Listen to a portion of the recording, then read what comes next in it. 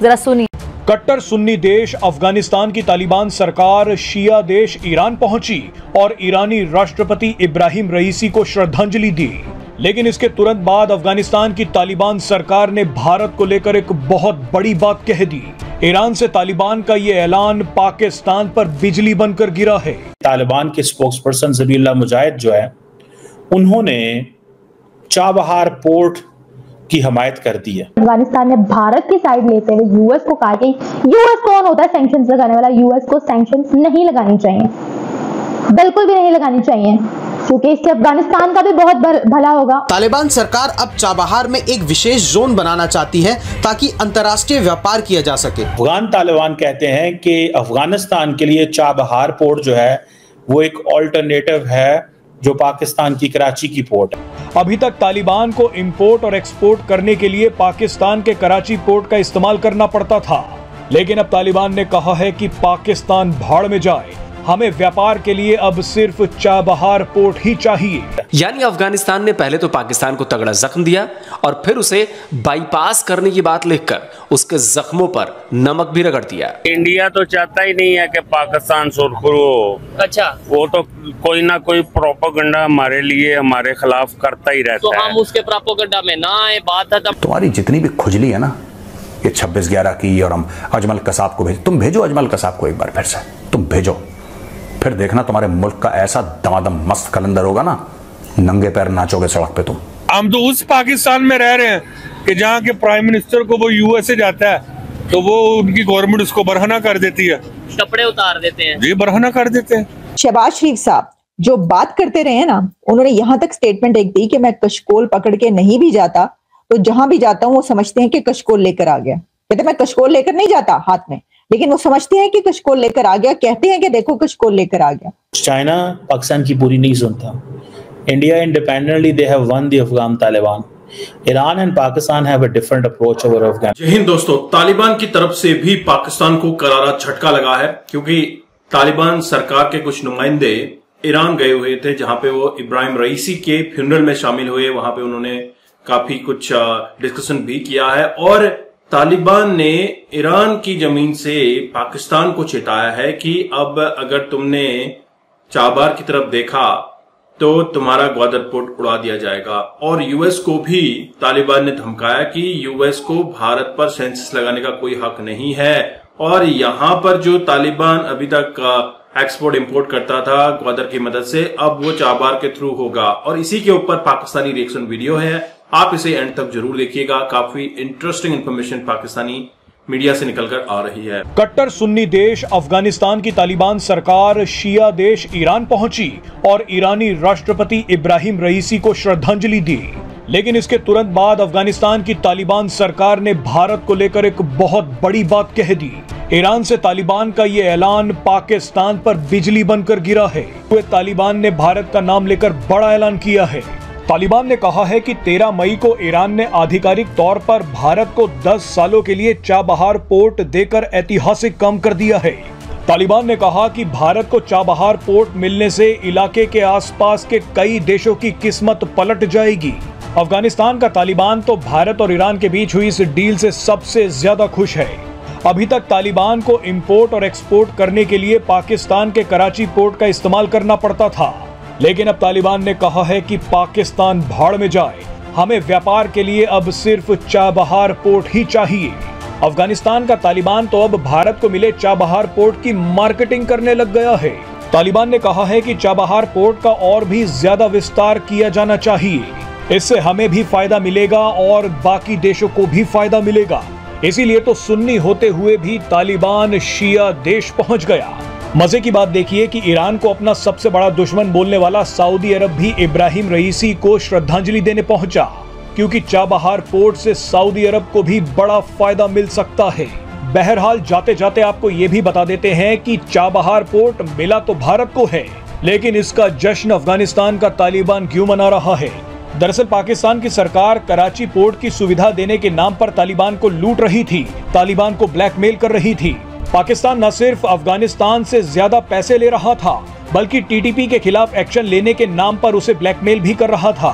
पाकिस्तान ने तो चारों तरफ जमीन से घिरे अफगानिस्तान को रास्ता रोकने तक की धमकी दे दी थी। भारत जब पाकिस्तान के रास्ते ट्रकों में गेहूं भरकर अफगानिस्तान भेजता था तो पाकिस्तानी अधिकारी ट्रकों में से गेहूं ही चुरा लेते थे। लेकिन अब ना तो पाकिस्तान गेहूं चुरा सकेगा और ना ही अफगानिस्तान को धमकी दे पाएगा।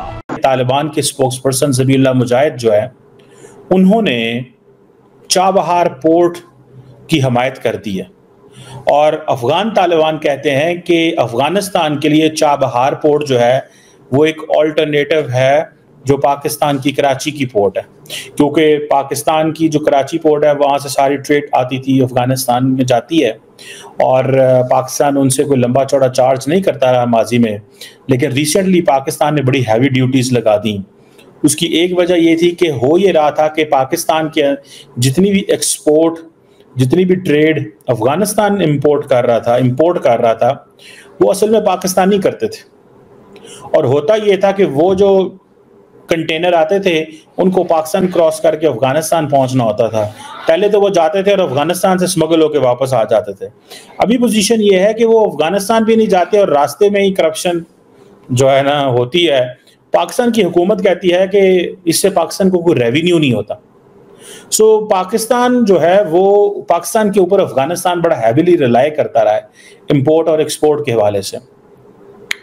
अब चाबहार पोर्ट जो है वो जारी बात है एक एज एन अल्टरनेट रूट के तौर पे सामने आया है और अफगानिस्तान की जो डिपेंडेंस है पाकिस्तान के ऊपर वो कम हो रही है। अगर आपको याद हो, ये तो एक और इंडिया जो है वो अफगानिस्तान तक आउटरीच कर रहा है।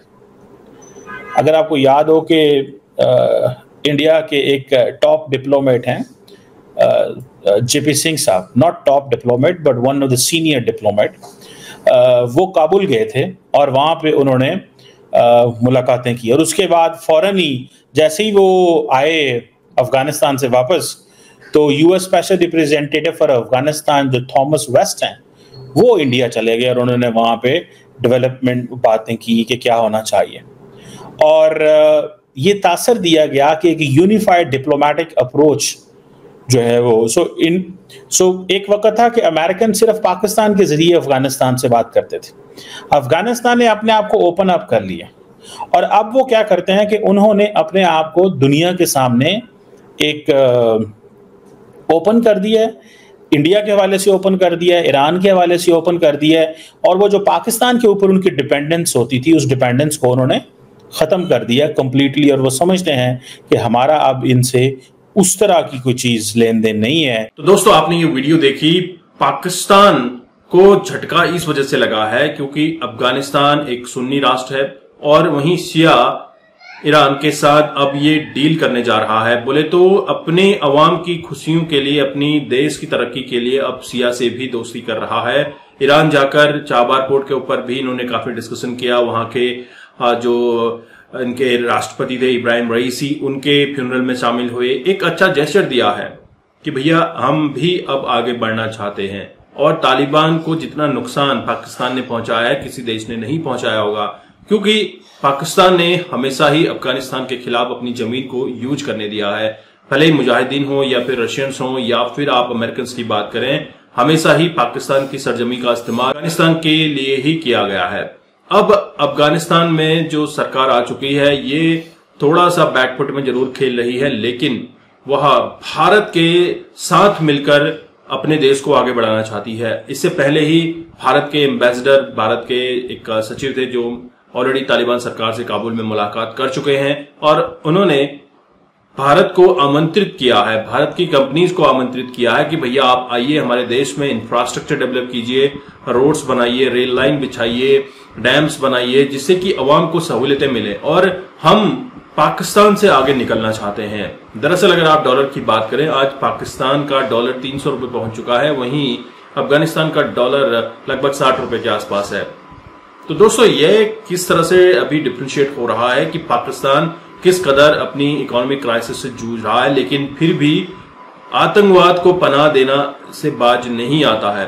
लगातार भारत में आतंकवादी गतिविधियां करने की कोशिश करता है। आपने हाल ही में देखा पुंछ में भी एक आतंकवादी हमला किया गया था और इससे भारत काफी बौखला गया है और भारत कहीं न कहीं रणनीति जरूर बना रहा है कि पाकिस्तान को इसका झटका दिया जाए और करारा झटका दिया जाए। इलेक्शंस हैं तो इस चक्कर में थोड़ा सा अभी आपको सीनरी थोड़ा सा अलग दिख रही है, लेकिन जैसे ही 4 जून के बाद सरकार मेजोरिटी में आती है तो डेफिनेटली पाकिस्तान के साथ कुछ अच्छा होने वाला है। वहीं पीओके के लोगों ने आग लगा रखी है अपने देश में कि हमें भी भारत में शामिल होना है, आजादी के नारे लग रहे हैं, बलूचिस्तान को अलग करने की बात की जा रही है। तो दोस्तों आपके क्या विचार हैं जरूर कमेंट कीजिएगा।